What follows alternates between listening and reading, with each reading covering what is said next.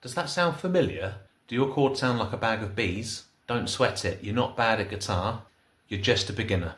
There is a free 7-day trial where you can try out a free guitar challenge. And there are over 100 supporting members in the community, all helping each other learn. Today we're fixing the 3 biggest reasons your chords are not ringing out. By the end of these 4 minutes, you'll have a roadmap for crystal clear sound. So what is the problem? It's called the dead string syndrome.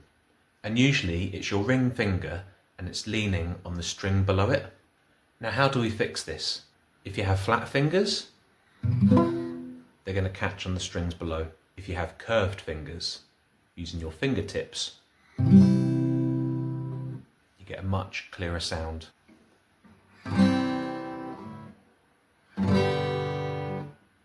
So use the very tips of your fingers just underneath the fingernail to hold down the strings and arch your fingers. So where is the sweet spot for pressure and placement? Most people think they need Hulk strength. You don't, you just need better aim. Don't press in the middle of the fret. You want to slide your finger right up against the metal fret line, not on top of it. And it takes 50% less effort to get a clean note here. In the middle, at the far end, on top of the fret line, just before the fret line. You also want to introduce these changes slowly. Speed is a byproduct of accuracy.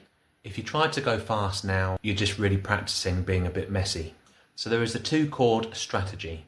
Pick 2 chords, don't worry about strumming patterns, just move your fingers. If it takes 10 seconds, then let it take 10 seconds. And what you want to do is focus on the anchor finger. Is there one finger that stays in a similar spot? Move that one first.